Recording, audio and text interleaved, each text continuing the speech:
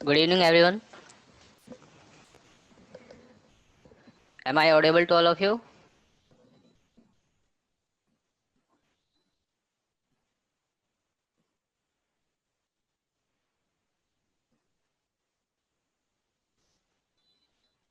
Okay, great.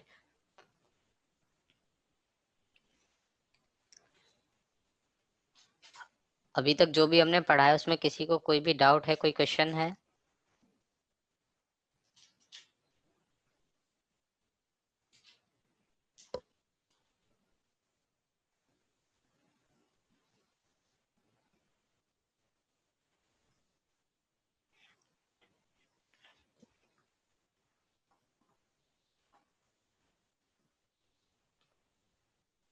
कल sectoral analysis पढ़ा था आप लोगों ने।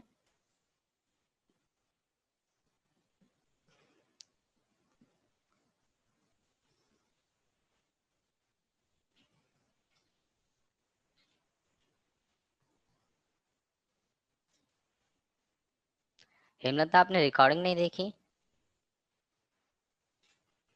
3 क्लासेस का पिछले मेन जो पार्ट था, इम्पोर्टेंट जो लाइन थी वो मैं बता देता हूँ आपको, बट एक बार आपको रिकॉर्डिंग और देखनी चाहिए।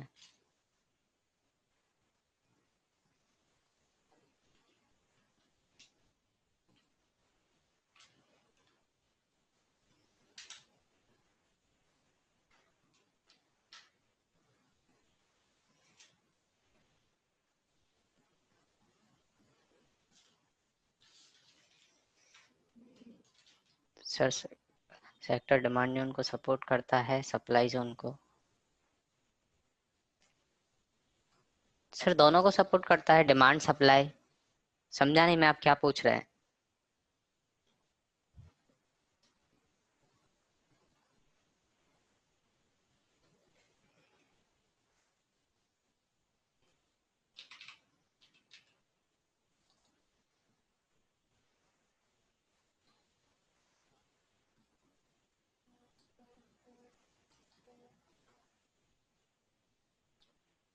हाँ, ये एनएमडीसी है। क्या करना है इसमें? क्या डाउट है आपको? अभी ऑल टाइम लो पर ये चल रहा है।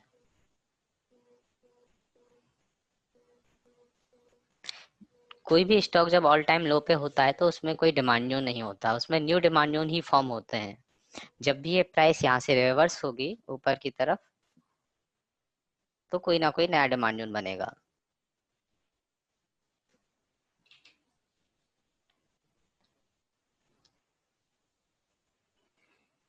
यदि निफ्टी मेटल डिमांड जोन में आया है,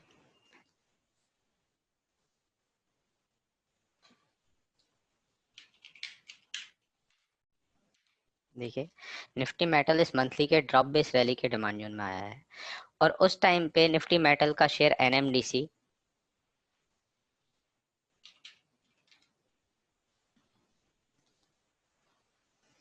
इसमें नीचे कोई भी डिमांड जोन नहीं है, तो इसे इग्नोर करना है। इसमें नया डिमांड जोन फॉर्म होने का वेट करना है हमें। जब भी कोई नया डिमांड जोन फॉर्म हो, इसमें अच्छा डिमांड जोन, नया डिमांड जोन फॉर्म हो जो कि लोकेशन, ट्रेंड, एग्जीक्यूशन, सारी चीजें उसमें परफेक्ट हो, उस टाइम पे ही हम देखेंगे कि सेक्टर के साथ ये कर रहा है या नहीं कर रहा है।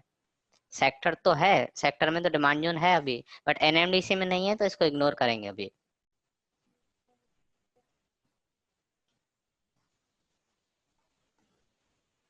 सेक्टर ऊपर जाएगा, ओवरऑल सारे सेक्टर के सारे शेयर जाएंगे, तो ये भी ऊपर की तरफ ही जाएगा। इसके चांसेस हैं कि ये भी ऊपर जाए, और ऊपर जाते टाइम जब ये एक स्ट्रक्चर फॉर्म करे डिमांड जोन के और वो कंप्लीट हो जाए कोई ना कोई डिमांड जोन, उसके बाद नया डिमांड जोन फॉर्म हो जाएगा। जब भी उस डिमांड जोन में प्राइस आएगी और उस टाइम पे यदि सेक्टर में वापस से प्राइस आती है डिमांड जोन में, तो फिर हम इसे सेक्टर के साथ रिलेट करेंगे। नहीं तो अभी इसमें सेक्टर के साथ कोई अपॉर्चुनिटी नहीं है, डिमांड सप्लाई के साथ।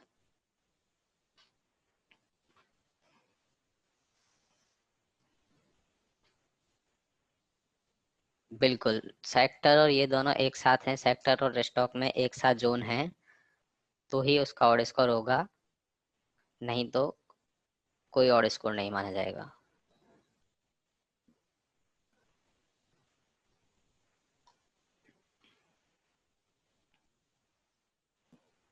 हेमलता, हमने ट्रेंड लाइन, मूविंग एवरेज और ट्रेंड लाइन पिछले 2 सेशन में देखे थे, और उसके बाद कल जो था, कल हमारा था सेक्टोरियल एनालिसिस। 50 एक्सपोनेंशियल और 20 एक्सपोनेंशियल, ये 2 मूविंग एवरेज हैं।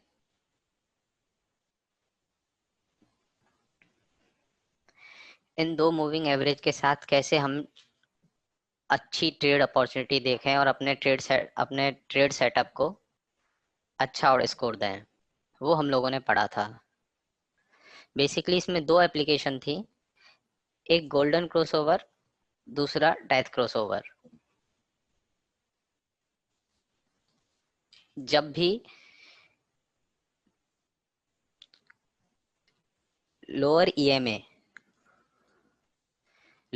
है 20, वो 50 ईएमए को ऊपर की तरफ कट करता है।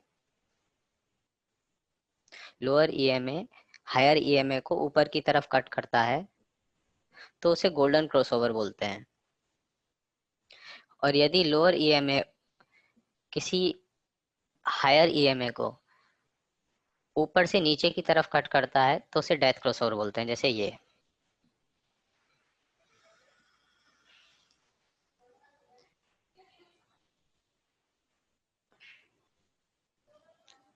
डेथ क्रॉसओवर सप्लाई जोन के साथ ट्रेड करते हैं, और गोल्डन क्रॉसओवर डिमांड जोन के साथ ट्रेड करते हैं।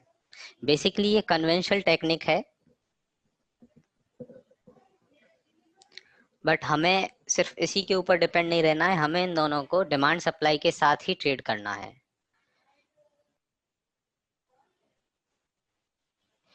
यदि गोल्डन क्रॉसओवर के साथ कोई डिमांड जोन है, तो फिर वो डिमांड जोन एक एक्स्ट्रा ऑड स्कोर के साथ होगा, मतलब उसके चलने की ज्यादा प्रोबेबिलिटी होगी।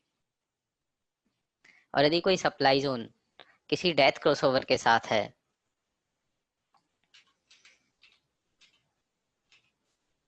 तो फिर उस सप्लाई जोन के चलने के ज्यादा चांसेस रहेंगे, उसको हम एक एक्स्ट्रा और देंगे, एक एक्स्ट्रा स्कोर देंगे।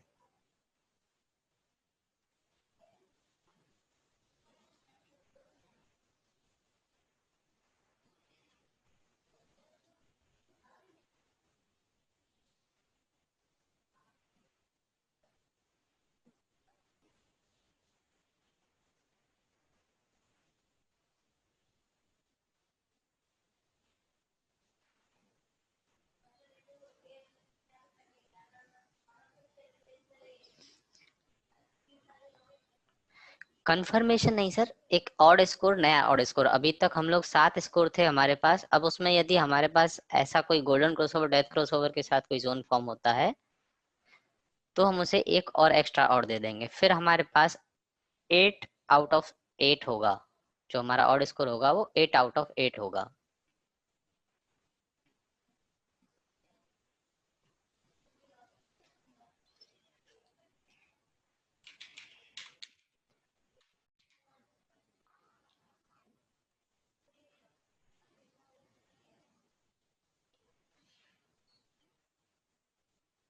जैसे ये रैली का एक डिमांड जोन था, इस डिमांड जोन के पास ये देखिए गोल्डन क्रॉसओवर हो रहा है। 20 ईएमए ने 50 ईएमए को ऊपर की तरफ कट किया है। जब प्राइस ऊपर से नीचे इस डिमांड जोन में आई, तो इसने 2 दिन में अच्छा 4:1 3:1 का टारगेट दिया है। एंट्री हमारी यहाँ होगी, यहाँ।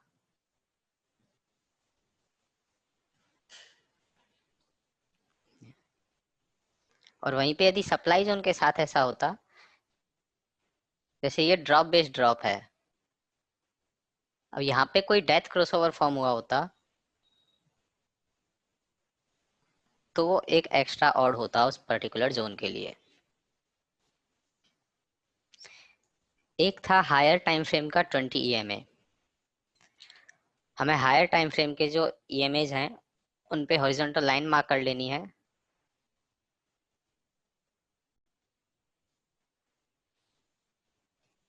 जैसे कि एशियन पेंट है, एशियन पेंट का ये क्वार्टरली का एक्सपोनेंशियल है, यहाँ पे हमें एक हॉरिजॉन्टल लाइन मार्क कर लेनी है। क्वार्टरली, मंथली, वीकली, डेली, इन सारे टाइम फ्रेम पे हमें 20 ईएमए पे एक लाइन मार्क कर लेनी है हॉरिजॉन्टल। अब उस 20 ईएमए के पास ही हमारा कोई डिमांड जोन है, यदि हम बाइंग साइड में है और 20 ईएमए के पास हमारे पास कोई डिमांड जोन है, तो वो भी एक हाई प्रोबेबिलिटी ट्रेड होगी, जिसका और स्कोर उसमें हम ऐड कर लेंगे एक और यदि सप्लाई जोन देख रहे हैं तो हमें ईएमए ऊपर से नीचे की तरफ टर्न करता हुआ मिलेगा, जैसे ये। जितने भी ईएमएस के साथ फॉर्मूलाज हैं वो सब ट्रेंडिंग टाइम फ्रेम पे ही काम करते हैं, मीन्स स्टॉक का ट्रेंड हमारे फेवर में होना चाहिए।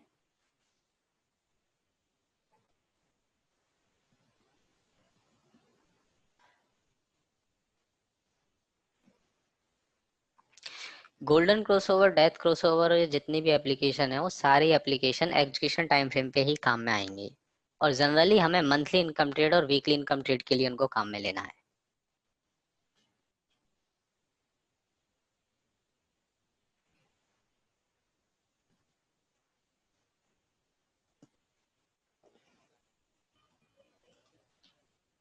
शिवम, मैं कह रहा था कि हमें 20 एक्सपोनेंशियल वाली लाइन पे हायर टाइम फ्रेम जो रहते हैं क्वार्टरली, मंथली, वीकली और डेली, उन पे एक हॉरिजॉन्टल लाइन प्लॉट कर देनी है। जैसे मंथली का एक्सपोनेंशियल ये है 20 एक्सपोनेंशियल, मैंने यहाँ पे मार्क कर दी है। अब यदि डेली पे मुझे यहाँ पे दिख रहा है कि ये देखो, ये मेरा मंथली का एक्सपोनेंशियल था, ये डेली पे मेरे पास यहाँ पे डिमांड जोन है,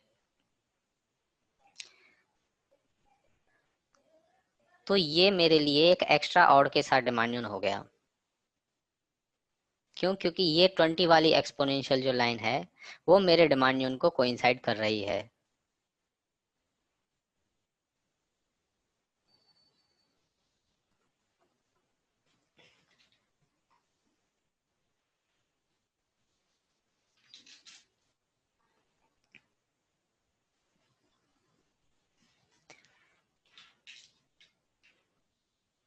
कल सेक्टोरियल एनालिसिस पढ़ा था,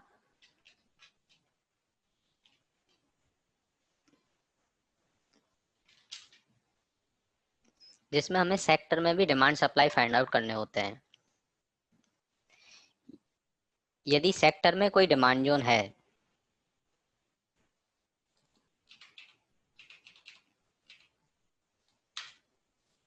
यदि सेक्टर में कोई डिमांड जोन है और उसी टाइम पे पर्टिकुलर उस सेक्टर के किसी स्टॉक में डिमांड जोन है, और दोनों एक साथ एक ही टाइम पे यदि हमारे पास उस डिमांड जोन में एंट्री देते हैं, तो वो एक हाई प्रोबेबिलिटी ट्रेड होगी।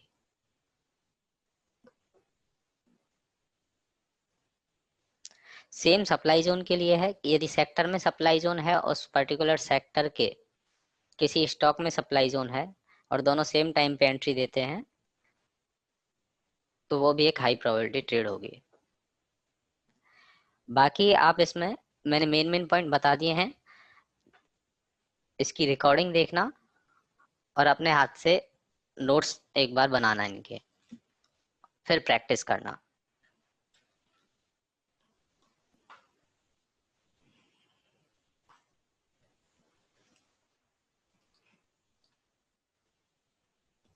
आज का हमारा टॉपिक है एडवांस ट्रेंड एनालिसिस।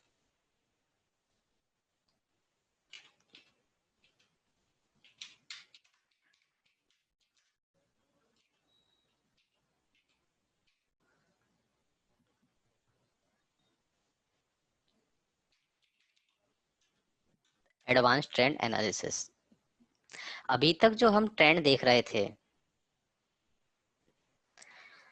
वो सेवंथ कैंडल के अकॉर्डिंग देख रहे थे, कि जिस भी टाइम फ्रेम पे हमें ट्रेंड देखना है तो करंट कैंडल से सेवंथ कैंडल काउंट करेंगे,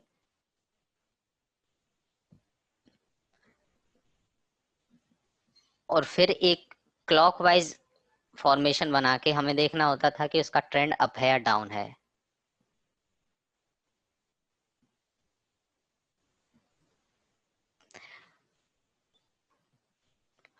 अभी हम लोग एडवांस ट्रेंड एनालिसिस सीखने वाले हैं, जिसमें हमें पहले से ही आइडिया हो जाएगा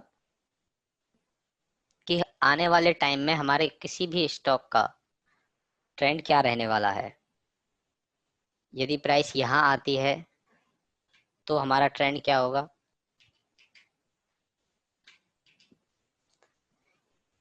लोअर टाइम फ्रेम पे यदि प्राइस इस रेंज को तोड़ती है तो हमारा ट्रेंड क्या होगा, इस रेंज को तोड़ती है तो हमारा ट्रेंड क्या होगा। हमें अभी मूविंग एवरेज वाला ट्रेंड नहीं देखना है। जो हम नया कॉन्सेप्ट सीखने वाले हैं उसके साथ ही मूविंग एवरेज को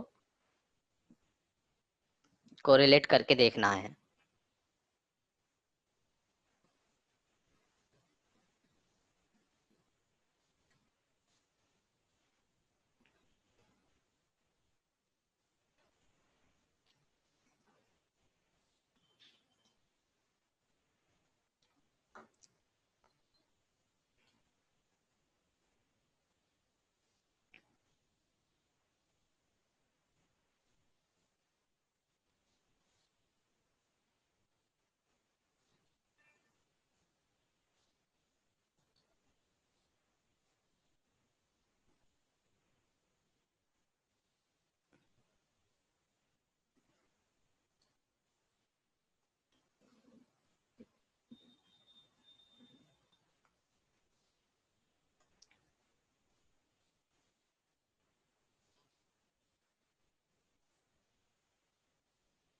सपोज कीजिए हमारे पास ये एक फॉर्मेशन है, ड्रॉप बेस ड्रॉप, लगातार प्राइस नीचे की तरफ आ रही है। इसका ट्रेंड हमें क्लियर कट पता है कि डाउन है, क्योंकि इतने दिन तक प्राइस लगातार नीचे रही है। हमें अभी तक की स्ट्रक्चर से ये सारी कैंडल का हम ट्रेंड देखना चाहें तो हमें क्लियर पता चल रहा है कि इसका ट्रेंड डाउन है।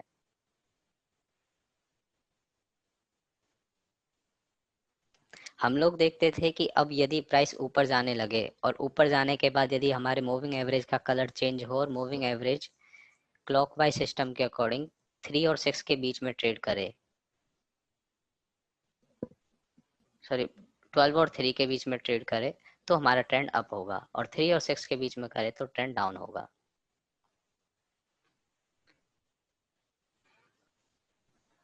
बट अभी हमें demand zone supply zone violation के टेक्निक से ट्रेंड फाइंड आउट करना है।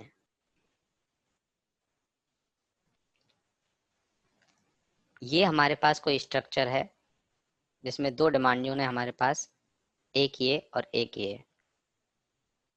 यहाँ तक का ट्रेंड हमें क्लियर कट पता है कि डाउन है।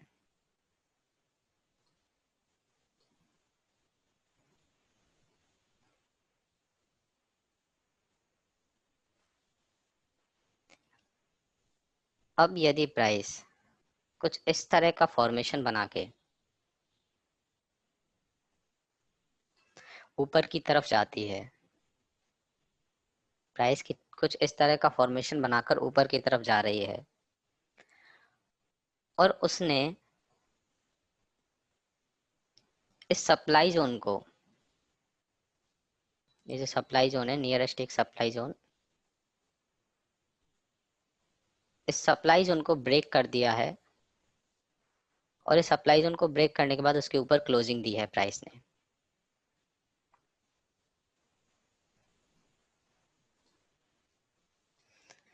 तो इस स्टॉक का ट्रेंड साइडवेज होगा। यदि कोई करंट प्राइस एक्शन किसी एक सप्लाई एरिया को ब्रेक कर देता है, एक सप्लाई जोन एरिया ब्रेक होने के बाद ट्रेंड साइडवेज होगा। और यदि फिर उसके बाद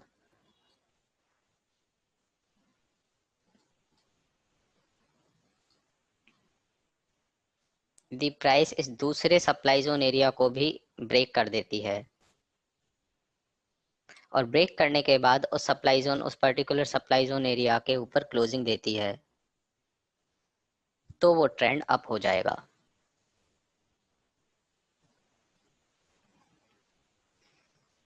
यदि करंट प्राइस एक्शन ने एक सप्लाई जोन ब्रेक किया है तो ट्रेंड साइडवेज, और दो सप्लाई जोन ब्रेक किए हैं तो ट्रेंड अप।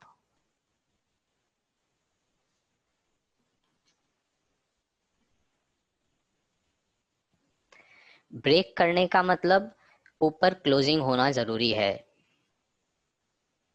यदि ऊपर क्लोजिंग नहीं है तो फिर ट्रेंड चेंज नहीं होगा।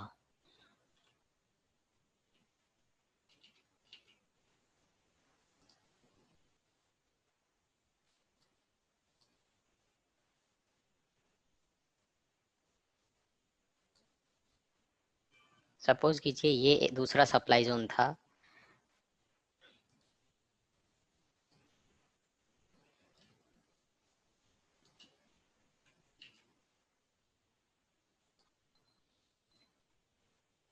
प्राइस यदि इस तरह से कुछ क्लोजिंग देकर ऊपर इस जोन को ब्रीच करके नीचे की तरफ आके यहाँ क्लोजिंग देती और उसके बाद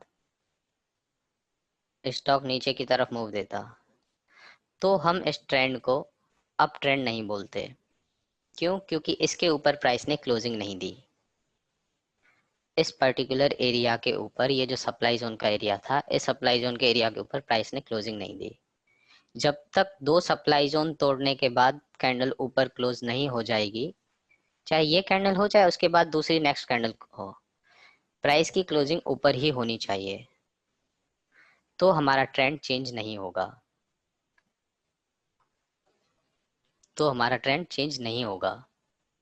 अब यदि इस तरह का फॉर्मेशन फॉर्म हुआ है कि ये कैंडल जिसने इस सप्लाई जोन को ब्रीच किया था उसने ऊपर क्लोजिंग नहीं दी और उसके बाद प्राइस नीचे की तरफ आने लग गई,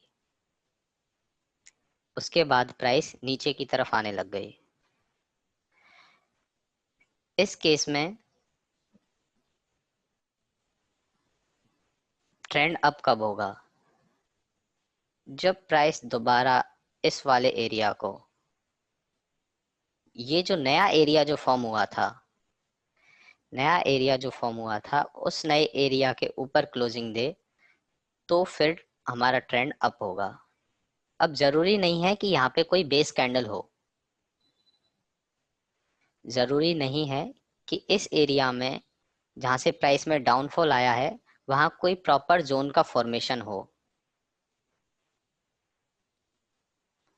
हमें एक मूव कैच करनी है कि मूव कहां से आई है, नीचे की तरफ हो या ऊपर की तरफ हो।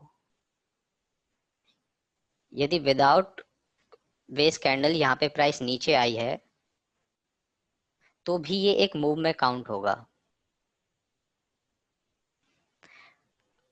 अब यहां तक तो ट्रेंड था साइडवेज, एक सप्लाई जोन ब्रीच हुआ था।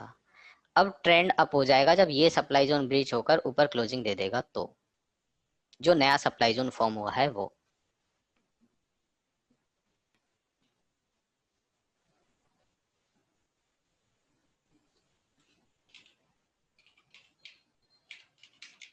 यहाँ साइडवेज और इस वाले एरिया के ऊपर अप ट्रेंड यहाँ पे।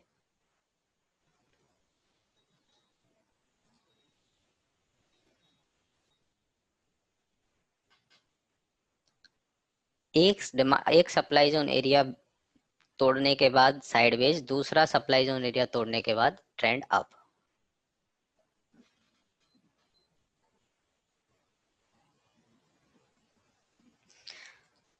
अब सपोज कीजिए कि प्राइस वापस नीचे की तरफ रिवर्स होके आती है,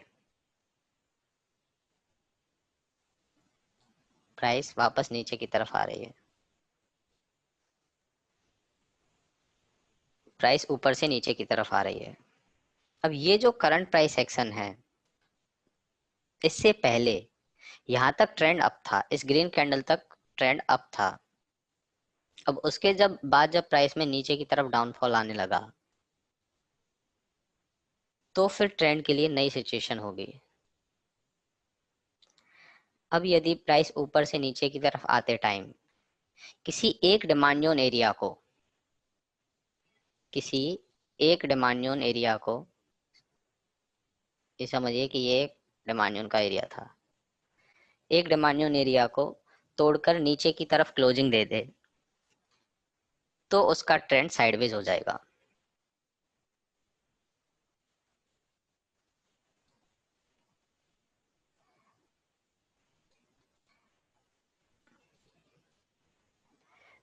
और यदि प्राइस कंटिन्यूस फॉल के साथ या फिर एक बार ऊपर जाने के बाद नीचे आए, दूसरे सप्लाई जोन को भी ब्रेक कर दे, दूसरे डिमांड जोन को भी ब्रेक कर दे, जो कि ये फॉर्म हुआ था दूसरा डिमांड जोन, इस डिमांड जोन को ब्रेक करने के बाद नीचे क्लोजिंग दे दे तो ट्रेंड डाउन हो जाएगा।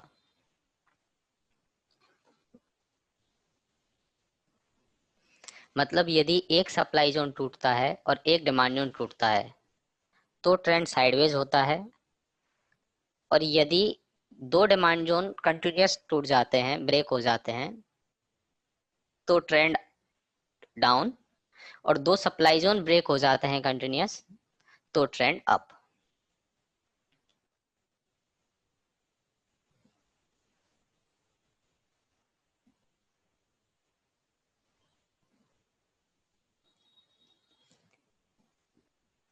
ये ट्रेंड का जो नया फॉर्मेशन है, नया फॉर्मूला है, वो आपको क्लियर है? और एग्जाम्पल हम लोग डिस्कस करेंगे। बाकी ये जो अभी बताया है थोड़ा सा ट्रिकी है, बट आप लोग प्रैक्टिस करेंगे, रिकॉर्डिंग एक बार देखेंगे, और हम बहुत सारे एग्जाम्पल डिस्कस करने वाले हैं, उससे और अच्छी तरह से क्लियर हो जाएगा। यदि करंट प्राइस एक्शन ने एक सप्लाई जोन ब्रीच किया है और उसके ऊपर क्लोजिंग दी है तो ट्रेंड साइडवेज। यदि दो सप्लाई जोन ब्रेक किए हैं और ऊपर क्लोजिंग दी है तो ट्रेंड अप।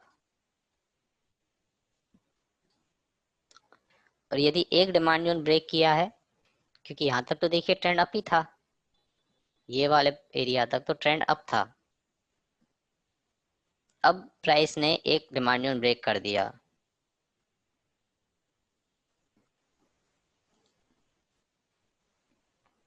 एक डिमांड जोन ब्रेक कर दिया तो ट्रेंड हो गया वापस से साइडवेज। और यदि दूसरा डिमांड जोन भी ब्रेक कर दिया तो ट्रेंड हो गया डाउन।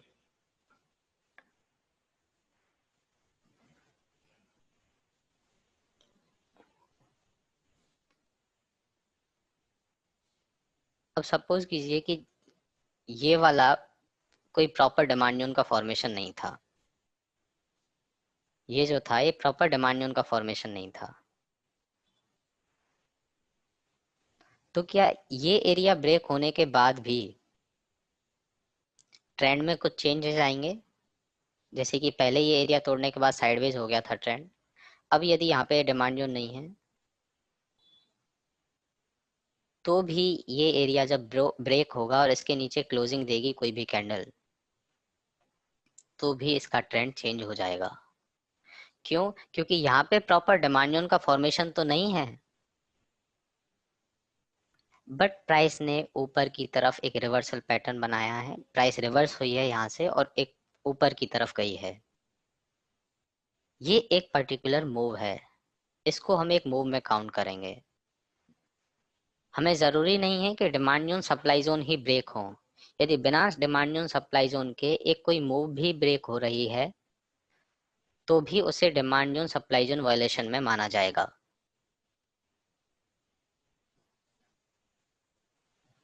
ध्यान रखना है क्लोजिंग का, क्लोजिंग होना इंपॉर्टेंट है,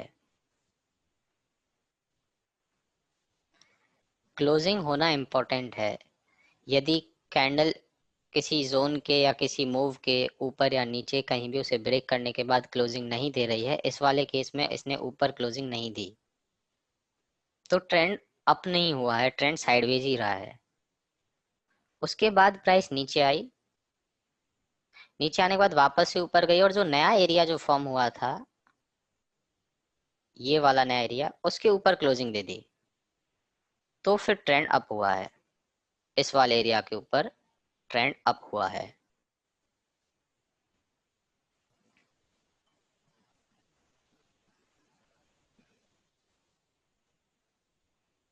ये वी शेप रिकवरी नहीं है, तो जस्ट मैंने कुछ ड्रॉ करके आपको कुछ समझाया है। वी शेप रिकवरी ऐसी होती है, स्टॉक किसी एक हैवी डाउनफॉल के साथ डिमांड जोन में आया और उसके बाद उतनी ही स्पीडली वापस ऊपर की तरफ चला गया, फिर वो जो फॉर्मेशन के साथ गया है वो एक वी शेप फॉर्मेशन है। जैसे निफ्टी मेटल, ये ये ये वाला जो डिमांड जोन है, drop base rally, sharp recovery वाला,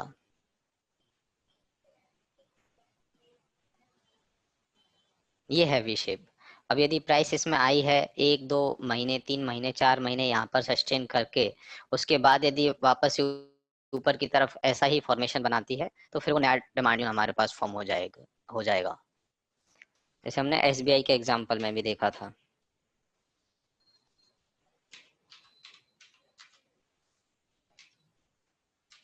ये प्राइस इस वी शेप के डिमांड जोन में आई, जो कि रिवर्सल पैटर्न था, अच्छा पैटर्न था, उसने वापस से फिर ऊपर की तरफ मूव दे दिया इस डिमांड जोन में आने के बाद।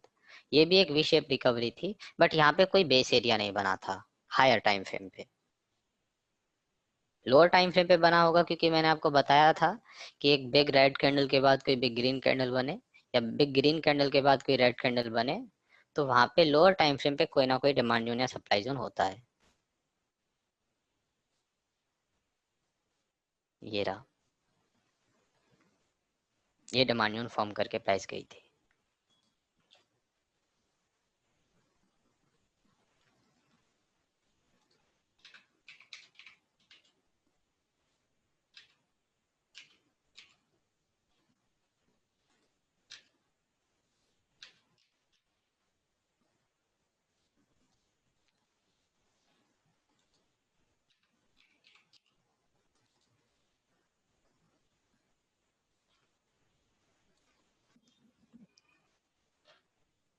एग्जाम्पल डिस्कस कर लेते हैं।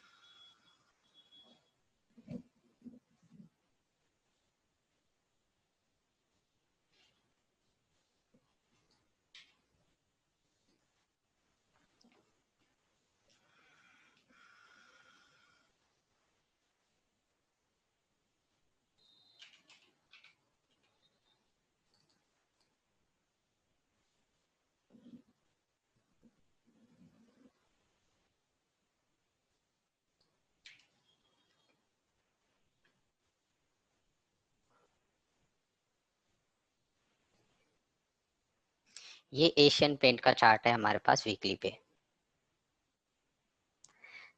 इस फॉर्मेशन को देखने के बाद हमें पता चल रहा है कि ट्रेंड इसका अप है, और 50 मूविंग एवरेज भी हमें सजेस्ट कर रहा है कि इस पर्टिकुलर स्टॉक का ट्रेंड अप है। अब ये ट्रेंड कब डाउन होगा? इस ट्रेंड को डाउन होने के लिए स्टॉक को 2 डिमांड जोन ब्रेक करने पड़ेंगे, 2 डिमांड जोन ब्रेक करने पड़ेंगे, तभी इसका ट्रेंड डाउन होगा।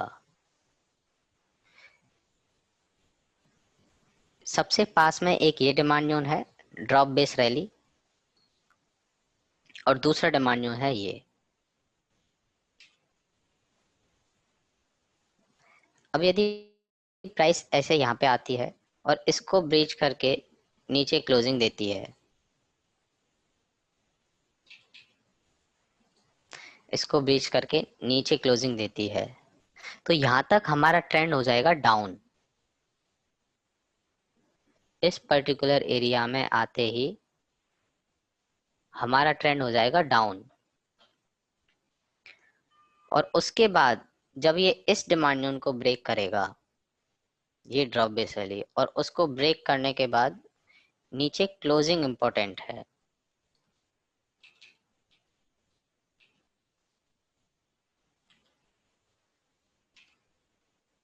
ये प्राइस नीचे की तरफ आए और ऐसी कोई कैंडल बन के नीचे इसके क्लोजिंग दे,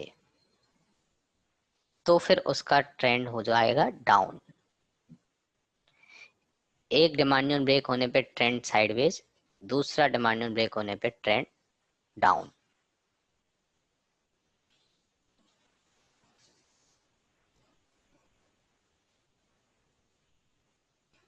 यस, फर्स्ट में साइडवेज और सेकंड में डाउन।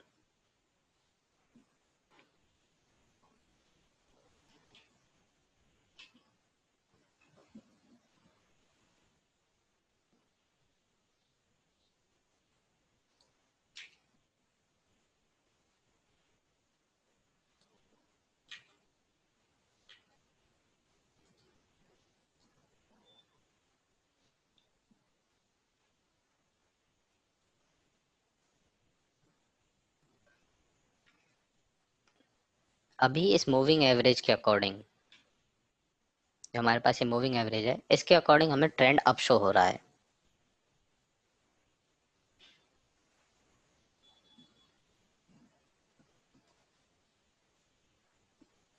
इसके अकॉर्डिंग हमारा ट्रेंड अप है।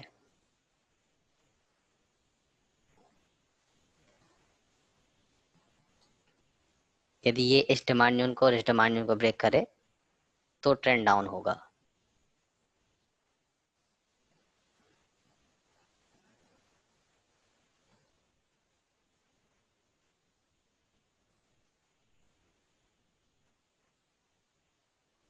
ये हमें ट्रेंडिंग टाइम फ्रेम पे ही चेक करना है। ये हमें ट्रेंडिंग टाइम फ्रेम पे ही चेक करना है।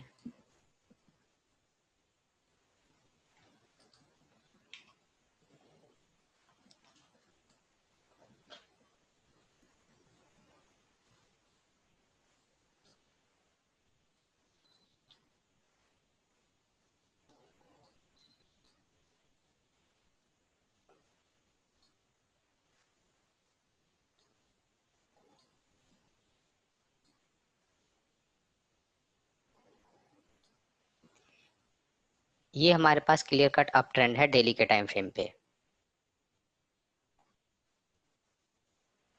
पास में एक ये डिमांड जोन है और दूसरा ये डिमांड जोन है। अब यदि प्राइस इस डिमांड जोन को ब्रेक करके नीचे की तरफ क्लोजिंग दे तो ट्रेंड साइडवेज, और इस डिमांड जोन को ब्रेक करके नीचे क्लोजिंग दे तो ट्रेंड डाउन। अब देखिए हमारा ट्रेंड यहाँ पे इसने नीचे क्लोजिंग दे दी इसके, तो अभी के लिए हमारा ट्रेंड डाउन हो जाएगा। और ये वाली सिचुएशन में अभी तक हमारा ट्रेंड चेंज नहीं हुआ है। क्यों? क्योंकि इसने इस वाली पर्टिकुलर कैंडल ने इसके नीचे क्लोजिंग नहीं दी है। ये नेक्स्ट कैंडल जो फॉर्म हुई थी उसने इसके नीचे क्लोजिंग दी, तो हमारा ट्रेंड साइडवेज हो गया।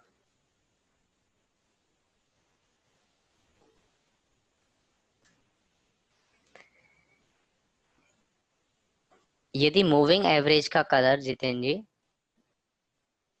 यदि हम लोग अप ट्रेंड देख रहे हैं और मूविंग एवरेज का कलर भी हमें ग्रीन शो हो रहा है,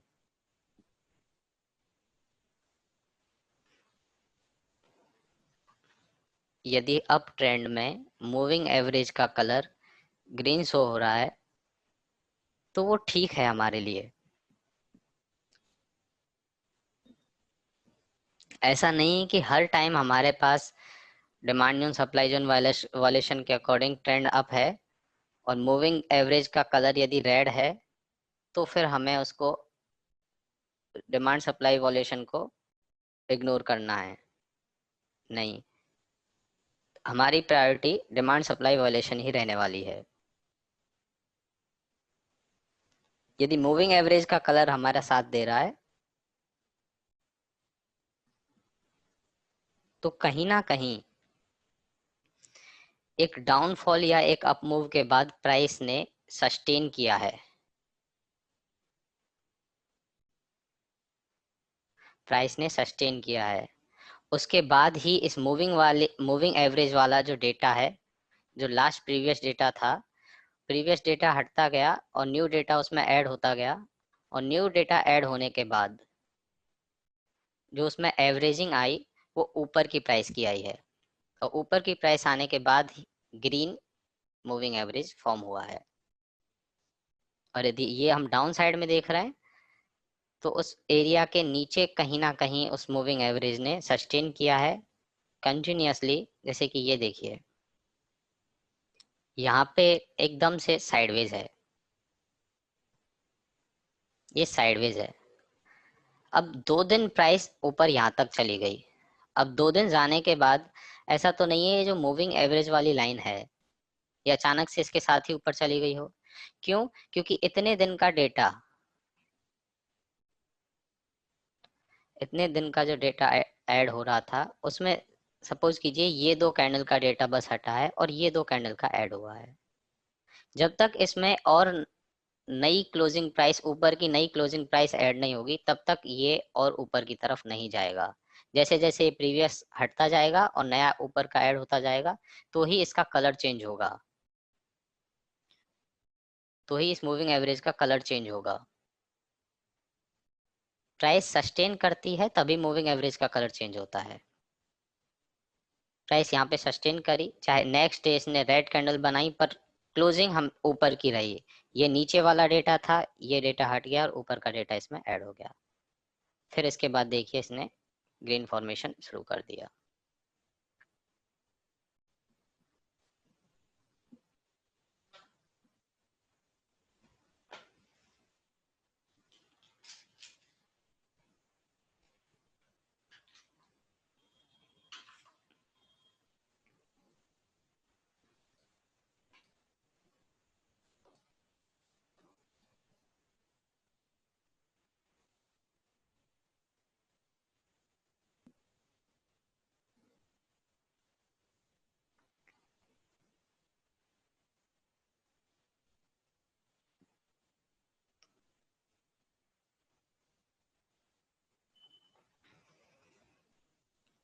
यहाँ तक का जो ट्रेंड है वो मूविंग एवरेज के अकॉर्डिंग साइडवेज है,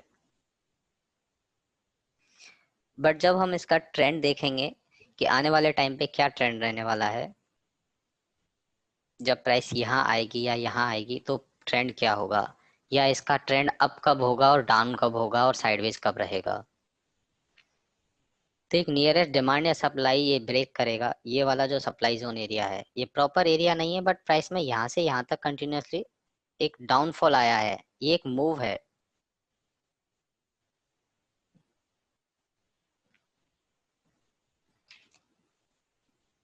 ये वाले एरिया को यदि ये ब्रीच करके ऊपर की तरफ क्लोजिंग देगा तो ट्रेंड हो जाएगा साइडवेज। इस कैंडल ने इसके ऊपर क्लोजिंग दी है और उसके बाद जो एरिया है ये वाला, ये वाला एरिया,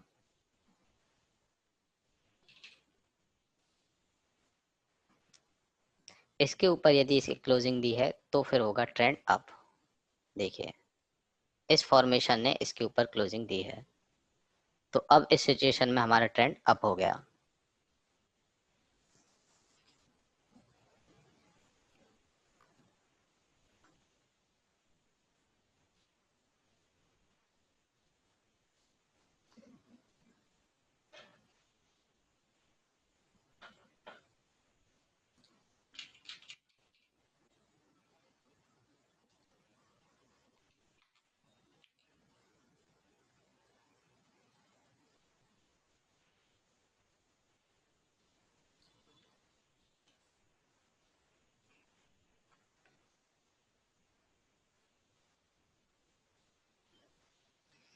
अभी इसका ट्रेंड मूविंग एवरेज के अकॉर्डिंग डाउन है।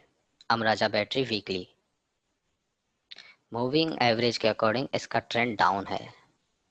और यदि डिमांड सप्लाई वॉल्यूशन देखें तो भी देखिए ये करंट प्राइस एक्शन जो ये फॉर्म हुआ है, ये वाला करंट प्राइस एक्शन,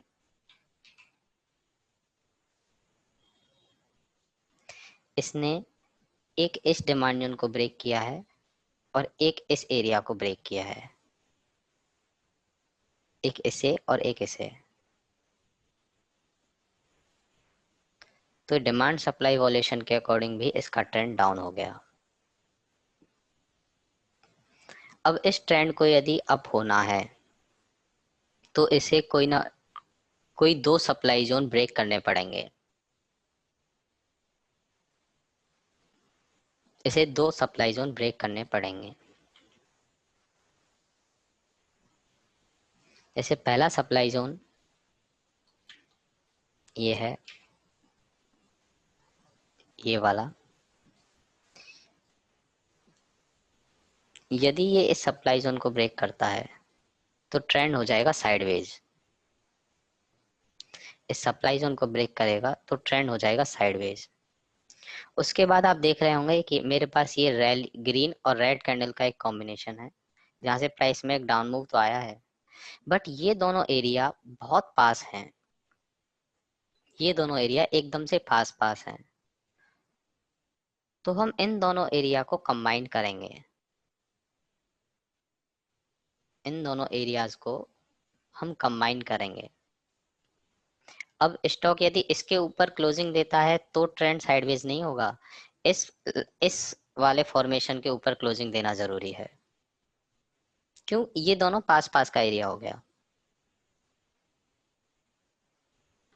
और अप होने के लिए ये एक सप्लाई जोन जो है, रैली बेस्ड ड्रॉप, ये सप्लाई जोन, क्योंकि यहाँ तक के तो सारे के सारा वही मूव है, एक ही मूव है। ये वाला जो मूव है वो तो एक ही मूव है। उसके बाद जो नया दूसरा सप्लाई जोन है वो ये है। यदि इस सप्लाई जोन को ब्रेक कर देगा और ऊपर क्लोजिंग देगा तो फिर उसका ट्रेंड अप होगा।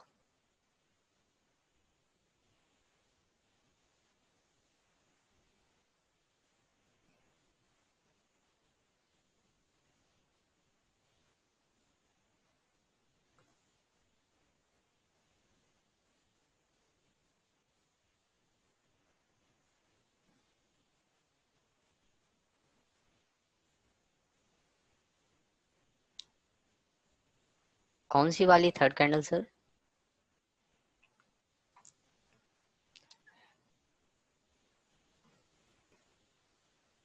ओके।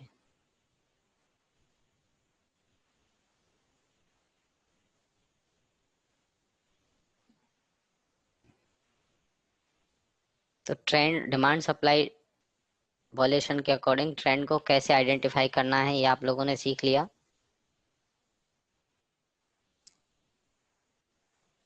अभी ये जो डिमांड सप्लाई वॉल्यूशन जो हमने पढ़ा है आज,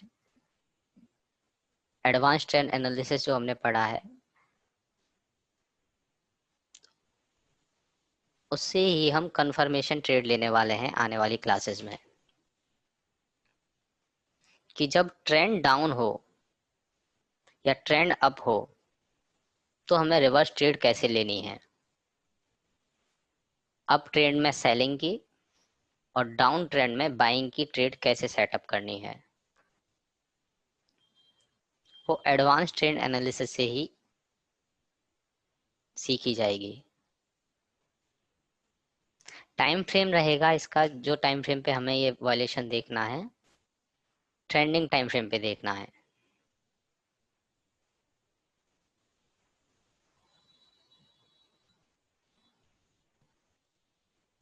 यदि सपोज कीजिए हम मंथली इनकम ट्रेड प्लान कर रहे हैं तो हमें वीकली के टाइम फ्रेम पे ये ट्रेंड देखना है। और वीकली इनकम ट्रेड प्लान कर रहा है तो डेली पे, डेली इनकम ट्रेड प्लान कर रहे हैं तो 75 मिनट पे, और आवरली इनकम ट्रेड प्लान कर रहे हैं तो 15 मिनट पे।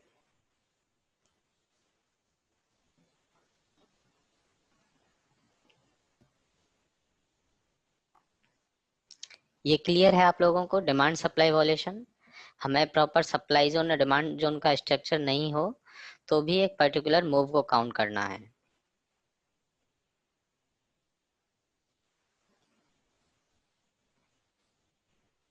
जैसे यहाँ पे कोई सप्लाई जोन का प्रॉपर स्ट्रक्चर नहीं है, देख रहे हैं आप, ये वाले एरिया में कोई सप्लाई जोन का प्रॉपर स्ट्रक्चर नहीं है,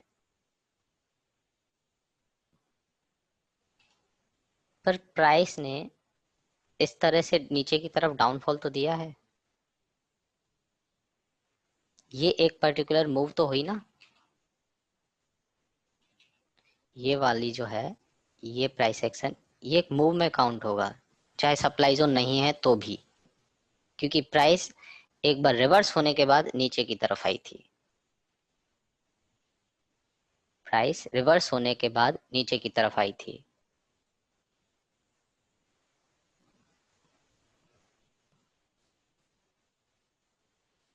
अब ये एरिया जो है,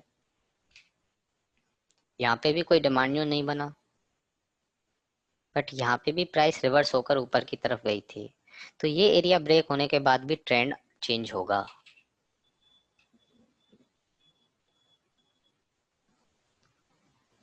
ये एरिया ब्रेक होने के बाद भी ट्रेंड चेंज होगा।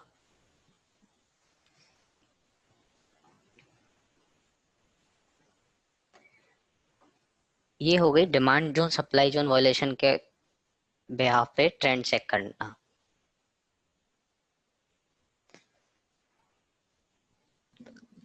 अब हम आते हैं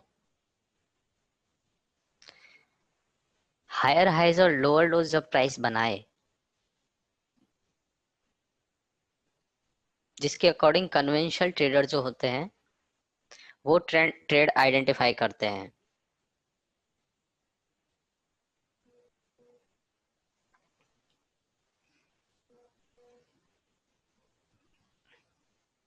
वो कैसे होता है मैं बताता हूँ आपको।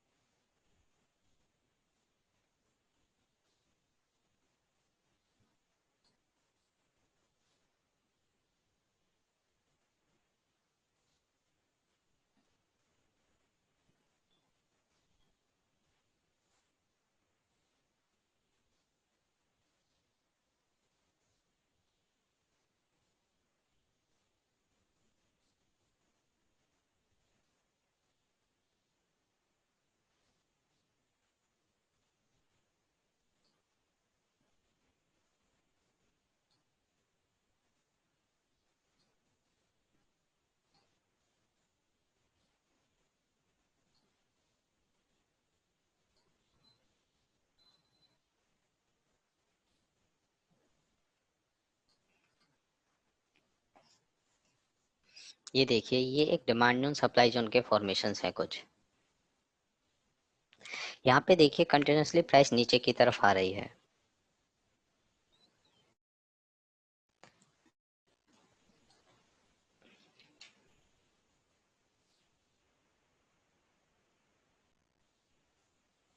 और ये एक डिमांड जोन फॉर्म करके यहाँ तक का प्राइस ने लो लगाया, ये लो बना के प्राइस ऊपर की तरफ गई,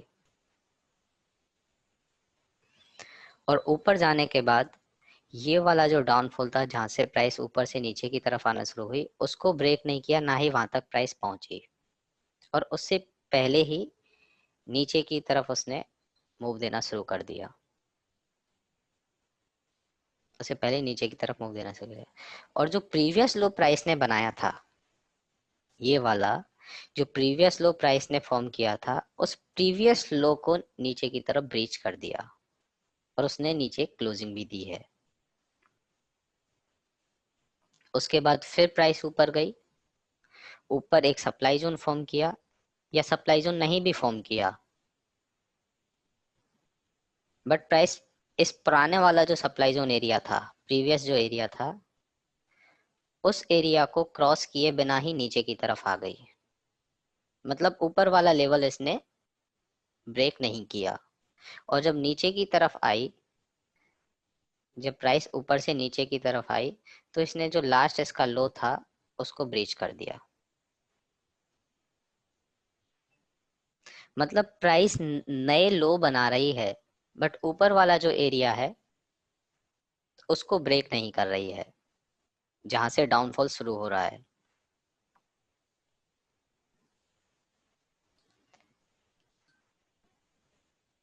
यदि प्राइस ने इस तरह से कोई फॉर्मेशन बनाया है, ये एक नया लो बनाने के बाद ऊपर प्राइस ऊपर गई है, तो उसको लोअर लो बोलेंगे।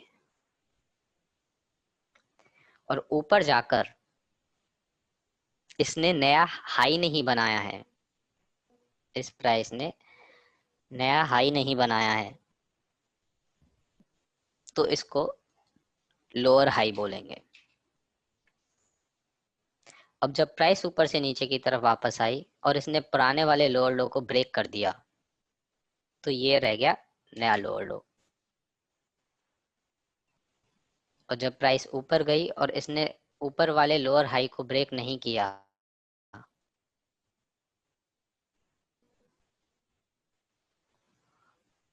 ऊपर वाले हाई को ब्रेक नहीं किया, तो ये फिर से इसका लोअर हाई। फिर प्राइस नीचे आई और नीचे वाले एक लोअर लो को ब्रेक कर दिया, तो लोअर लो। मतलब प्राइस इसमें ऊपर वाला जो एरिया है उसको ब्रेक नहीं कर रही है और नीचे लगातार नए लोअर लोज बनाते जा रही है।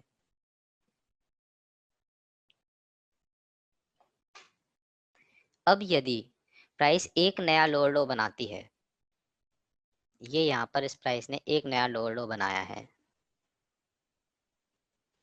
तो ट्रेंड साइडवेज कन्वेंशनल पैटर्न के अकॉर्डिंग। और यदि इस प्राइस ने दूसरा लोअर लो बनाया है, तो ट्रेंड डाउन।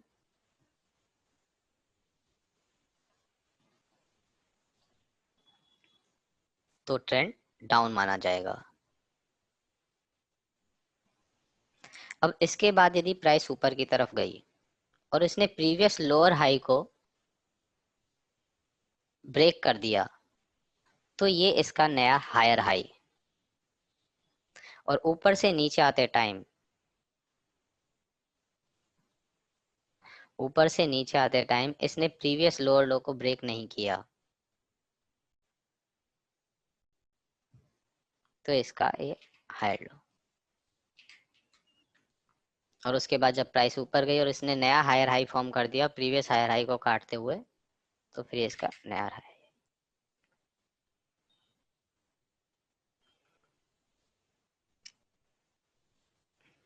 इस वाले केस में इसने इन दो लोअर हाइज को ब्रेक कर दिया है यहाँ पे, एक इसे और एक इसे, तो इसका ट्रेंड अप हो गया।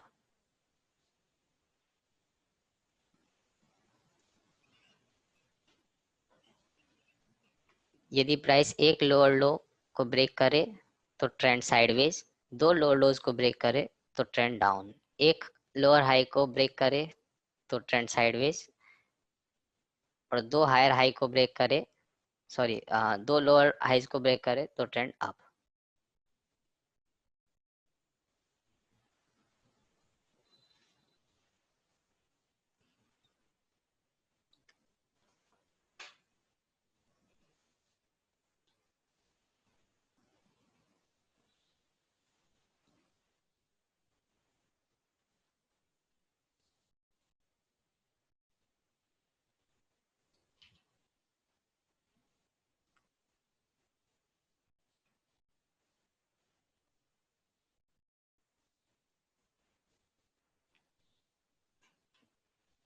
जैसे देखिए ये फॉर्मेशन है एक,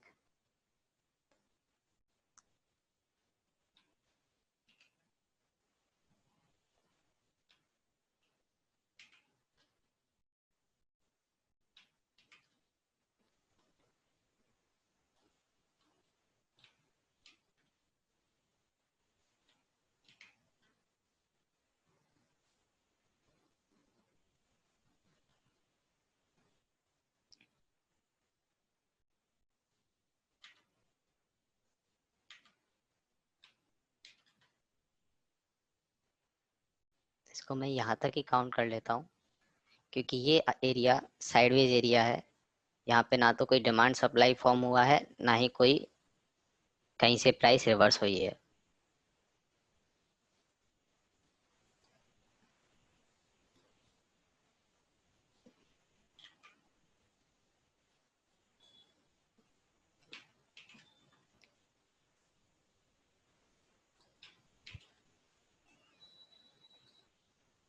अब देखिए ये यहाँ पर प्राइस ने यहाँ से ऊपर की तरफ जाना शुरू किया और एक नया हायर हाइज का पैटर्न बनाया। उससे नीचे आने के बाद प्राइस ने जो इसका लो था वो ब्रेक नहीं किया और उसके बाद ऊपर गई। ऊपर जाते टाइम इसने इसका हायर हाई भी ब्रेक नहीं किया। इसने ऊपर जाते टाइम इसका हायर हाई भी ब्रेक नहीं किया और नीचे रिवर्स हो रही होते टाइम इसने इसका नया लोअर लो भी ब्रेक नहीं किया। बट जब उसके बाद प्राइस ऊपर की तरफ गई तो इसने एक नया हायर हाइज फॉर्म कर दिया यहाँ पे। और जब प्राइस नीचे आई तो इसने इसके इस लो को नहीं काटा और उसके बाद जब ऊपर गई तो एक नया और हायर हाई बना दिया। तो इस तरह का कंटिन्यूअस फॉर्मेशन, जब हायर हाइज बन रहे हो, प्राइस नए हाई बना रही हो और नए पुराने वाले लो को नहीं काट रही हो, तो ट्रेंड अप होता है। तो ट्रेंड अप होता है। और यदि प्राइस नीचे की तरफ लोअर लोज बना रही हो और ऊपर वाले हाइज को नहीं काट रही है तो ट्रेंड डाउन होता है। ऐसा कन्वेंशनल ट्रेडर करते हैं। उनका जो ट्रेंड का फॉर्मेशन जानने का फॉर्मेशन होता है वो हायर हाइज और लोअर लोज के अकॉर्डिंग होता है।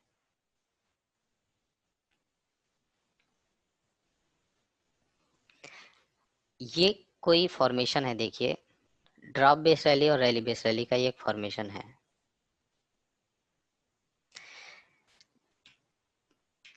कन्वेंशनल ट्रेडर के अकॉर्डिंग ये एक पूरा मूव है यहां से यहां तक। अब यदि प्राइस इसको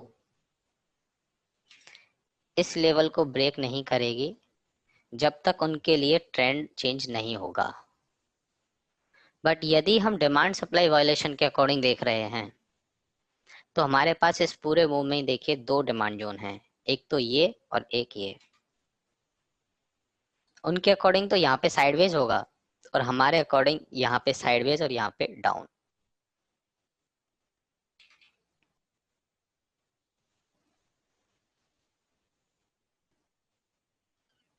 उन्होंने इसको पूरी को एक मूव काउंट किया है बट हमारे पास यहाँ पे दो डिमांड जोन फॉर्म हो गए हैं। और ऐसा भी नहीं कि ये दो डिमांड जोन बिल्कुल पास में हो, ऐसा भी नहीं है कि ये दो डिमांड जोन बिल्कुल पास में हो। जैसे ये है, ये एक डिमांड जोन है और एक डिमांड जोन है। अब यदि ये डिमांड जोन ब्रेक होता है तो ट्रेंड साइडवेज।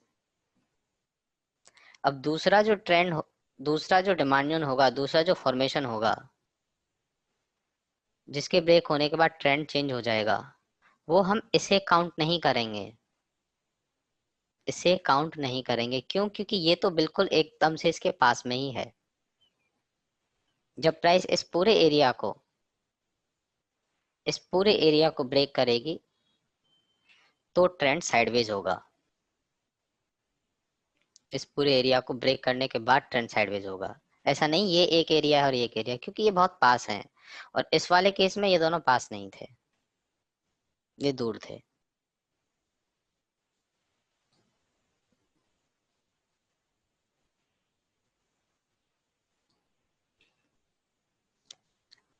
एडवांस ट्रेंड कैसे चेक करते हैं ये आप सब लोगों को क्लियर हो गया कि प्राइस कब कौन सी रेंज में आएगी तो क्या ट्रेंड रहने वाला है। अब हमें इसी के अकॉर्डिंग ट्रेंड चेंज चेक करना है।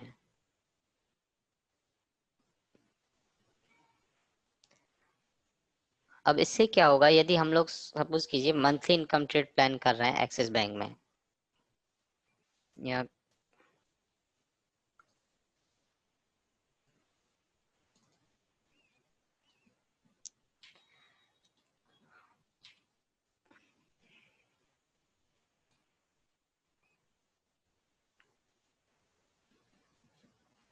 और हमारा एजुकेशन यहाँ पर कहीं निकल के आ रहा है, ये हमारा एजुकेशन है। पहले वाली थ्योरी के अकॉर्डिंग हमें नहीं पता कि जब प्राइस इसमें आएगी तो उसका क्या ट्रेंड रहने वाला है, बट अभी हम पता कर सकते हैं कि जब प्राइस इस रेंज में आएगी, जो जब हमें एंट्री मिलेगी तो हमारा क्या ट्रेंड होगा। उसके लिए क्या करना है, हमें वीकली पे जाना है और हमारी एंट्री जो थी 671 पे,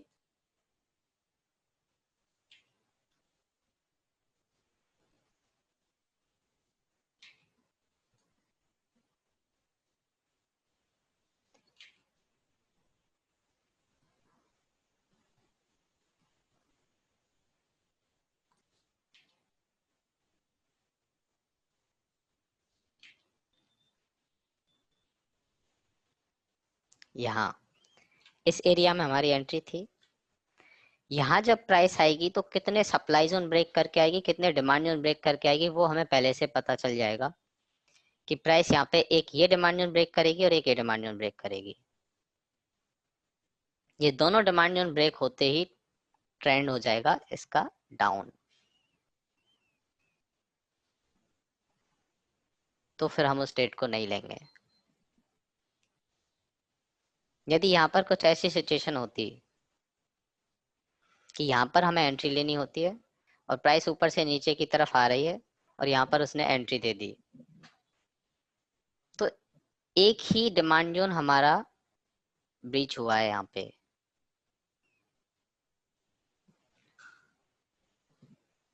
सिर्फ एक डिमांड जोन। दूसरा डिमांड जोन ये है,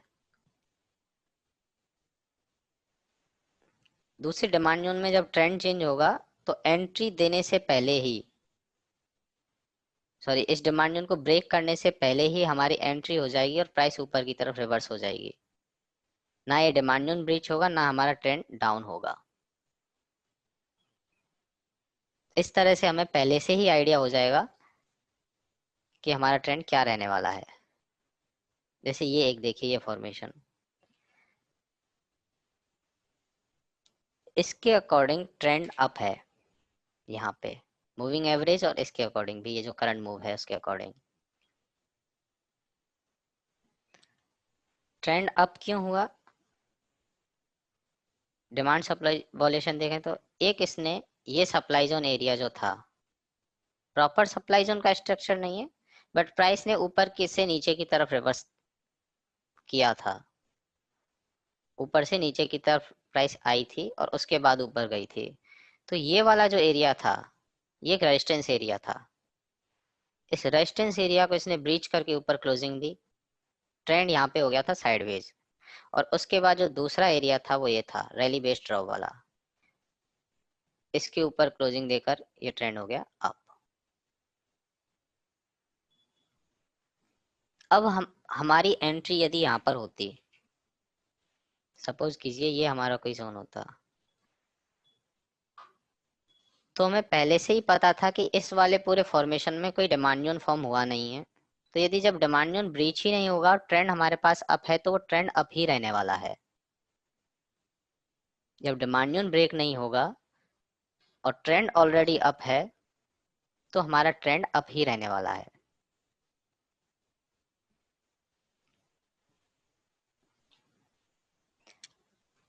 अभी आगे हमें इसी तरह से ट्रेड फाइंड आउट करनी है, इसी तरह से ट्रेंड चेक करना है। ये सब लोगों को क्लियर हो गया। ग्रुप में किसी ने सेंड किया था HDFC बैंक का चार्ट।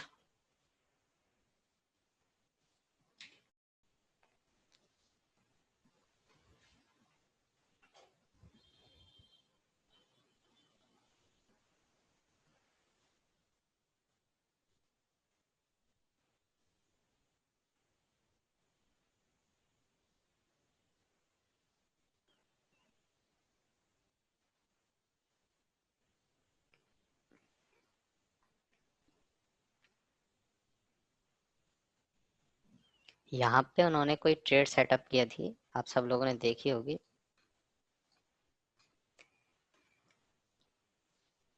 ये कुछ उनकी एंट्री ऐसे, और यहाँ इन्होंने गोल्डन क्रॉसओवर के ऊपर सप्लाई स्टॉप लॉस रखा था।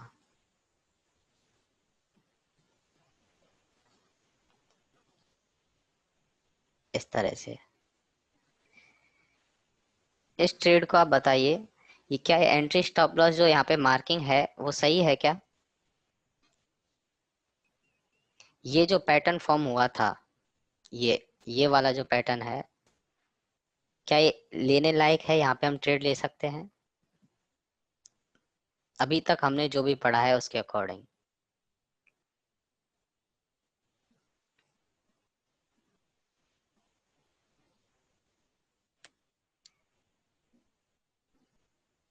इतना सारा गार्बेज एरिया, प्राइस ने अपने लेगिन जो थी उस लेगिन से नीचे लेग आउट भी नहीं गई, क्लोजिंग अच्छी नहीं है, तो ये ट्रेड अच्छी है ही नहीं। हमें इस तरह की ट्रेड बिल्कुल देखनी ही नहीं है, बिल्कुल इग्नोर करनी है। ये कोई ट्रेड का सेटअप है ही नहीं।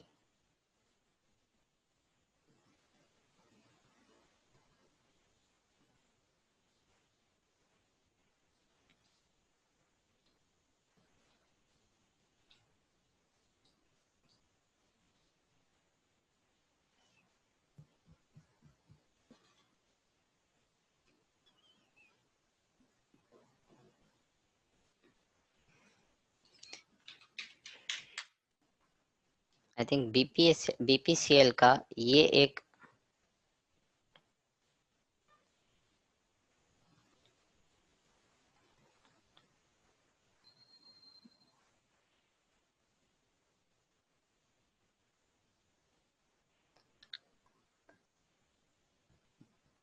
सर उज्जीवन में अभी कुछ ऐसे कैंडल्स के फॉर्मेशन हुए ही नहीं है जिससे हम कुछ आइडेंटिफाई कर पाए। IPO के शेयर में तो हम कर ही नहीं सकते technical trading.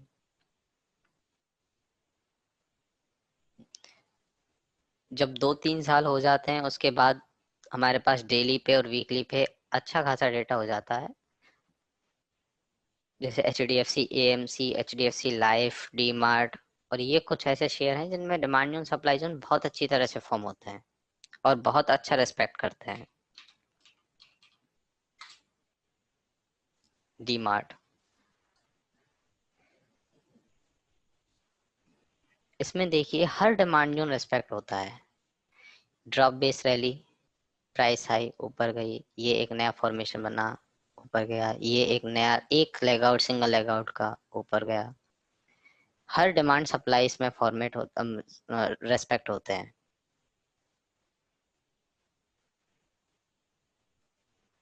No data no trade.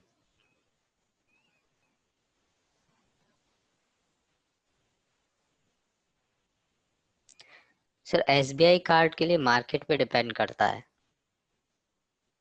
अब यदि मार्केट नीचे रहता है तो उसके ऊपर जाने के चांसेस कम है। IPO में कोई कमी नहीं है, कंपनी में कोई कमी नहीं है।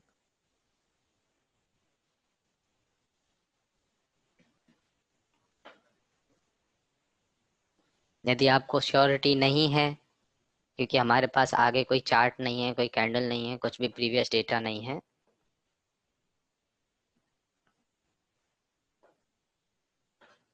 तो फिर उसको सेल आउट करके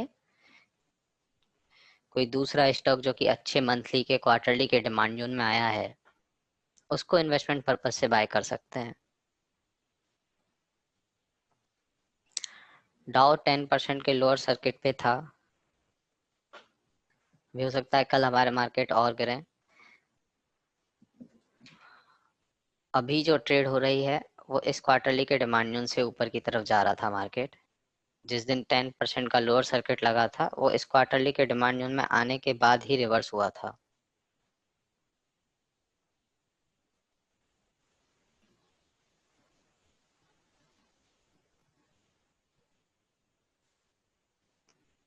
ईयरली पे एक डिमांड हमारा ब्रीच हो चुका था, दूसरा डिमांड हमारे पास ये था, ये रैली।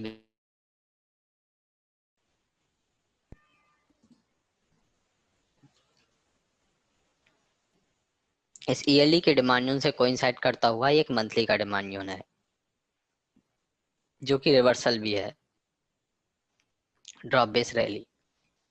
यदि ग्लोबल मार्केट के सेंटिमेंट्स ऐसे ही रहते हैं तो फिर आराम से निफ्टी यहाँ पे भी आ सकता है।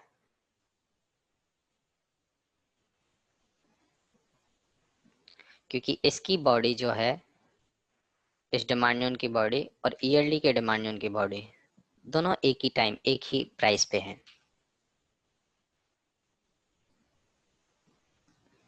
सिर्फ अकेला नहीं, इसको हाई टाइम फ्रेम का सपोर्ट भी मिल रखा है और इसने इस वाले पूरे प्राइस एक्शन के ऊपर भी क्लोजिंग दी है, न्यू ऑल टाइम हाई बनाया था।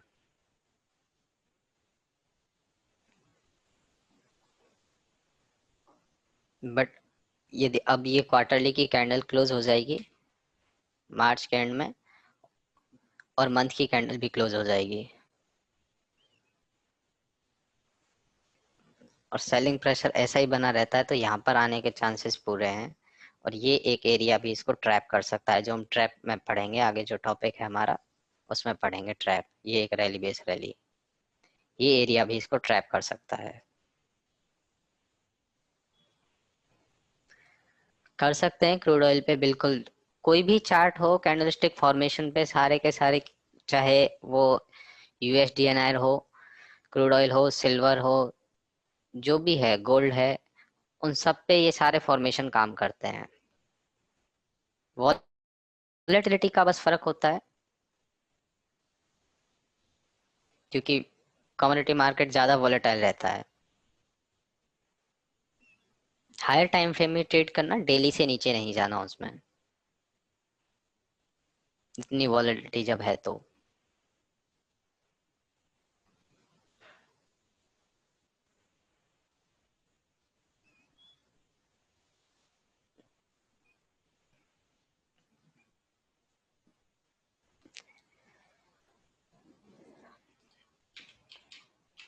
वीडीएल, वीडीएल मंथली के बहुत अच्छे डिमांड में आया है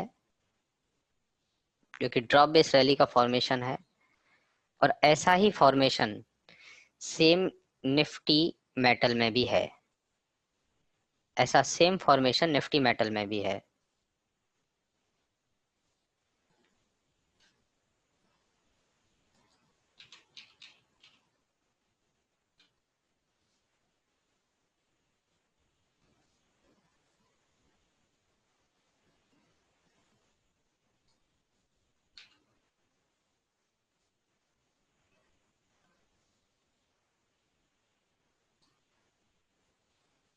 ये देखिए, ये वेदांता का ग्राफ है और ये निफ्टी मेटल का ग्राफ है। ओवरऑल सेक्टर ही बहुत अच्छा लग रहा है निफ्टी मेटल अभी। ये जो स्ट्रक्चर था इसने इस पूरे एरिया के ऊपर क्लोजिंग दी थी, इस पूरे एरिया के ऊपर ऑल टाइम हाई लगाया था सेक्टर ने, अभी वापस से उसी में आया है सेक्टर। सेम वेदांता में, वेदांता ने भी इस पूरे प्रीवियस मूव को खत्म करके ऊपर की तरफ क्लोजिंग दी थी, अब वापस वो भी सेम टाइम पे उसी में आए हैं। जब सेक्टर ने अच्छे डिमांड में एंट्री ली है तो उस सेक्टर के जितने भी स्टॉक्स हैं उनमें यदि इस तरह के फॉर्मेशन हैं तो उनमें हमें लॉन्ग हो जाना चाहिए। ये सही टाइम है इन्वेस्टमेंट करने का।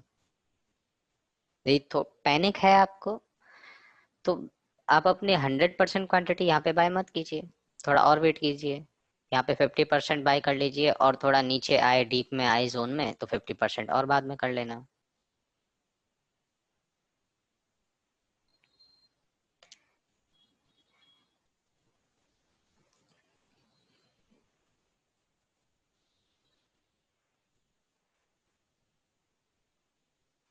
Market, Nifty, Nifty, bank Nifty, ये जब नीचे आते हैं तो जनरली शेयर्स भी नीचे आते हैं, शेयर्स में भी सेलिंग होती है। ओवरऑल मार्केट तो मतलब ज्यादा निफ्टी बैंक निफ्टी में ही ट्रेडिंग होती है। बट ऐसा जरूरी नहीं है कि जब मार्केट पूरी तरह से डाउनफॉल में है तो उसी तरह से कोई सेक्टर भी, पर्टिकुलर एक सेक्टर डाउनफॉल में रहेगा।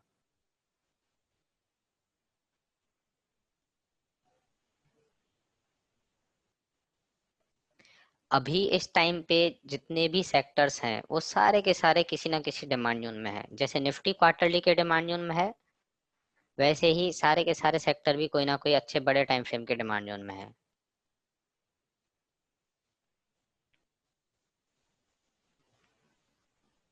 जैसे निफ्टी मेटल रहा,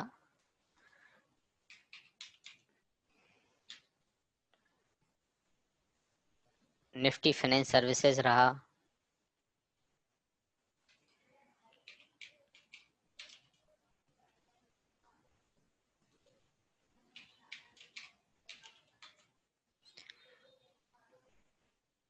निफ्टी फार्मा वीकली के एक डिमांड जोन से रिएक्ट किया था, यहाँ पे वीकली का डिमांड जोन था। जनरली सारे के सारे शेयर, सारे के सारे सेक्टर किसी ना किसी बड़े टाइम फ्रेम के डिमांड जोन में है। ऑटो भी था डिमांड जोन में,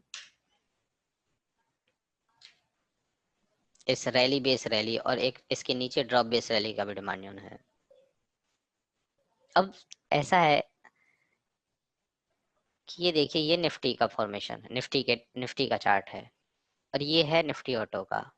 अब यदि ग्लोबल मार्केट की वजह से प्राइस नीचे आती है, पूरा मार्केट नीचे आता है, निफ्टी, बैंक निफ्टी, सेंसेक्स सब कुछ नीचे आता है, तो चांसेस है निफ्टी ऑटो और इनके शेयर भी नीचे आएंगे, क्योंकि इस आपस में सब कुछ ऑटो लिंक तो रहते ही है ना। निफ्टी ऑटो के कितने सारे शेयर निफ्टी में हैं, और जो कि अच्छी वेटेज रखते हैं, Bajaj auto, hero MotoCorp, Maruti.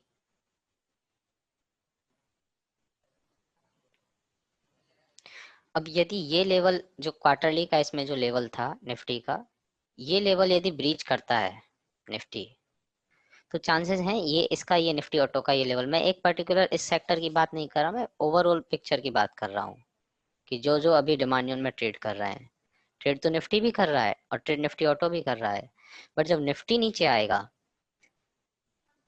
तो निफ्टी ऑटो के शेयर में भी दबाव आएगा,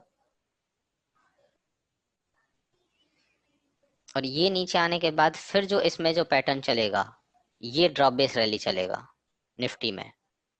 तो चांसेस हैं कि जब प्राइस नीचे की तरफ ऑटो सेक्टर की भी आए तो फिर नीचे वाले लेवल उसमें चलें, जो कि एकदम से बॉटम पे हैं, और रिवर्सल पैटर्न भी है। ये सब कुछ यदि इंडियन इकोनॉमी की वजह से हो रहा होता, ये सिर्फ इंडिया का ही इश्यू होता, तो बात अलग होती। अभी सब कुछ ग्लोबल मार्केट की वजह से हो रहा है, सब कुछ ग्लोबल मार्केट की वजह से, कोरोना की वजह से यूएस के, चाइना के, सब जगह के मार्केट बहुत अच्छी, चाइना में ने तो एक्चुअली शॉर्ट सेलिंग ही बंद कर दी है, साउथ कोरिया और चाइना ने।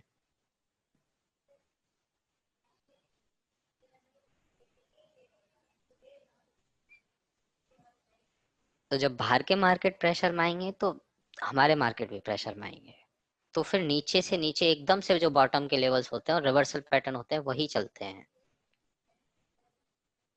और ऐसा हर बार नहीं होता, अभी जब ग्लोबल सिचुएशन ऐसी है तो ऐसा हो रहा है। कई कई बार ऐसा होता है कि निफ्टी बिल्कुल एकदम से लो लगा रहा है और कोई पर्टिकुलर सेक्टर ऊपर से हाई लगा रहा है, ऐसा भी होता है।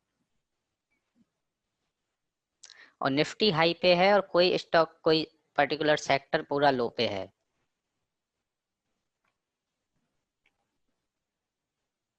अभी सिचुएशन थोड़ी अलग है।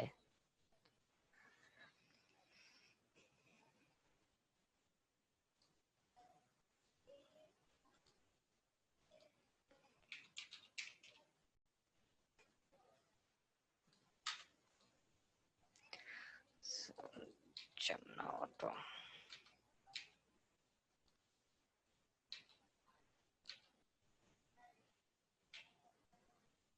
फंडामेंटली सर मुझे इसके बारे में आइडिया नहीं है, कैसा शेयर है ये। बाकी अभी इसमें कुछ ऐसा अच्छा स्ट्रक्चर है नहीं, कोई अच्छा स्ट्रक्चर है नहीं अभी जमुना ऑटो में।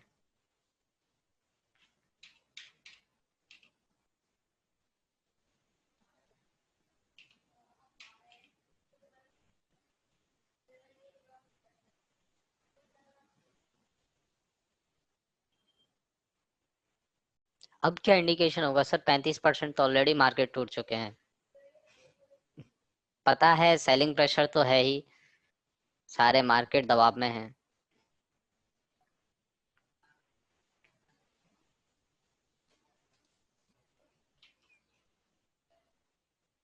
फिलिप कार्बन शेयर के लिए सर बहुत लोग पूछते हैं।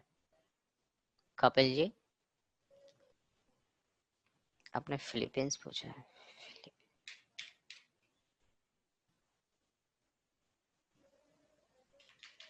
सॉरी,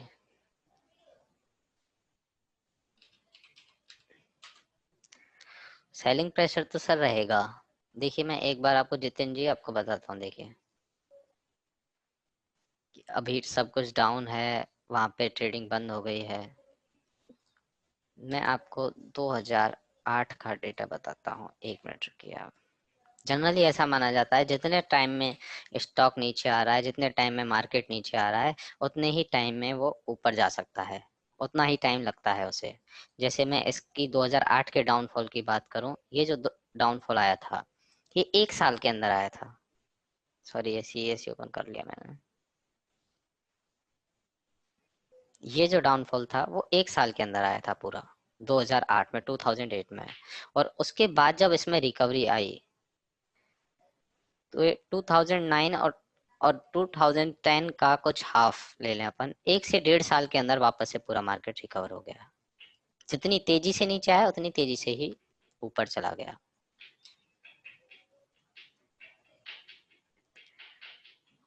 अब उस दिन मार्केट का लोअर सर्किट लगाना और उसके बाद इतनी शार्प रिकवरी देना, कहीं ना कहीं रिटेलर्स को ट्रैप करना भी था। देखिए ये जो चार्ट है ये 2008 का है, जब इसमें डाउनफॉल आना शुरू हुआ था। लगातार 2 दिन, लगातार 2-3 दिन तक लगातार सर्किट लगे थे। ये दूसरे दिन सर्किट लगने के बाद देखिए प्राइस में रिवर्स आया ऊपर की तरफ। अपन अभी की कैंडल भी देखेंगे और उससे next day green candle form हुई। मतलब जो रिटेलर थे, 2-4-5 दिन तक प्राइस वापस ऊपर की तरफ जाती गई। रिटेलर और नोवाइस ट्रेडर जो थे, उन लोगों ने यहाँ पर जब मार्केट नीचे था तो अपना माल बेच दिया, सारा का सारा स्टॉक अपने सेल कर दिए, सारी होल्डिंग सेल आउट कर दी। जनरली लोग करते हैं क्योंकि टीवी पे, न्यूज पे, सब जगह ऐसा ही माहौल बनाया जाता है। और जब प्राइस ऊपर की तरफ रिवर्स होने लगी निफ्टी में, 2-3 ग्रीन कैंडल फॉर्म होने लगी और 10-12-15% की उसमें रिकवरी आई, वापस से रिटेलर्स ने वहां पर स्टॉक से आप निफ्टी लॉन्ग पोजीशन बनाना शुरू कर दिया। इसको देखते हुए ये जो था वो पूरा ट्रैप था। उसके बाद क्या हुआ मार्केट में? ये ये देखिए, ये लगातार प्राइस नीचे नीचे नीचे नीचे नीचे की तरफ आ रही थी। यहाँ पर लोग ट्रैप हो गए फिर से 1-2 दिन की रैली देखकर। सेम अपने मार्केट में अभी की सिचुएशन के अकॉर्डिंग ये हुआ है। देखिए इतने दिन तक price Nifty gap down gap down gap down open होने के बाद उसने लोअर सर्किट लगाया, और जिस दिन लोअर सर्किट लगाया उस दिन ग्रीन कैंडल फॉर्म कर दी।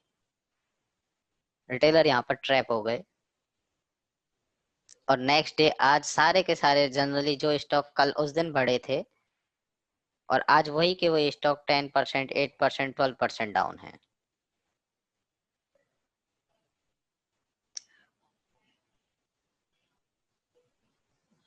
मार्जिन में ट्रेडिंग करने वालों का सारी की सारी पोजीशन निकल गई, सब कुछ। और जिनकी रह रही है वो अभी 2-3 दिन में और निकल जाएंगी। अभी मार्केट ऐसे ही ट्रैप करता रहेगा, ऊपर नीचे घूमता रहेगा। अभी वेट एंड वॉच जैसी सिचुएशन है। 2008 का मैंने डेली का फॉर्मेशन बताया और मैं अभी का डेली का फॉर्मेशन बता रहा हूँ। मैं ये नहीं कह रहा कि ये 2008 होने वाली है। मैं बताना चाह रहा हूँ कि रिटेलर को कैसे ट्रैप किया जाता है, रिटेलर कैसे ट्रैप हो रहे हैं, न्यूज से भी और मार्केट के सेंटीमेंट से भी। कल last time US market 10% upper circuit पे क्लोज हुआ, आज ऐसी क्या सिचुएशन बिगड़ गई कि उसने लोअर सर्किट बना दिया।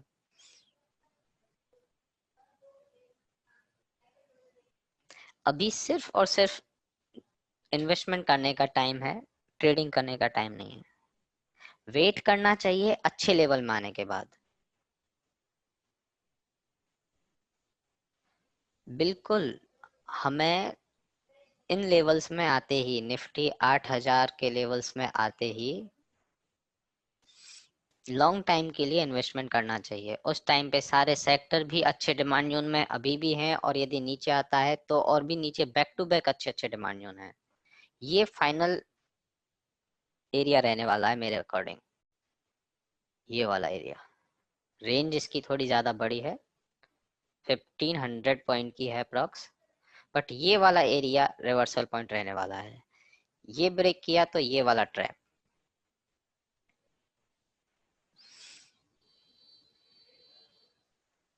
ये वाला ट्रैप, यहाँ पर निफ्टी आते ही यहाँ आप लोगों को यहीं से पर्टिकुलर सेक्टर और स्टॉक का इसी सेक्टर जो बताया था, इसीलिए बताया है कि अभी जब निफ्टी नीचे आ रहा है, सेक्टर नीचे आ रहे हैं, तो आप सेक्टर में भी सेक्टर के अकॉर्डिंग पर्टिकुलर स्टॉक में इन्वेस्ट कर सकें। जब इसमें इस एरिया में निफ्टी आए ना, तो आप लोगों को सारे सेक्टर वापस से चेक कर लेने हैं और सभी सेक्टर्स में अलर्ट लगा देना है कि ये सेक्टर कौन से डिमांड जोन में आया, ये सेक्टर कौन से डिमांड जोन में आया है, और उस सेक्टर के अकॉर्डिंग ही हमें पर्टिकुलर स्टॉक में लॉन्ग टाइम के लिए इन्वेस्टमेंट करना है। ट्रेडिंग नहीं करेंगे तो भी चलेगा, कोई जबरदस्ती नहीं है ट्रेडिंग के लिए।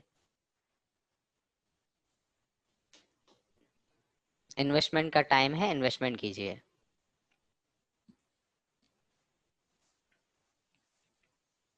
इंस्टीट्यूशनल ट्रैप, बिल्कुल सही।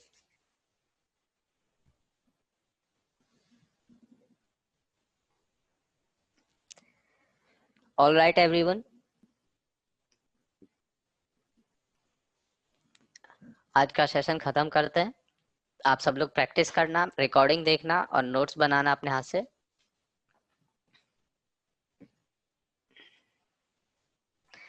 Bye bye everyone, see you tomorrow, good night.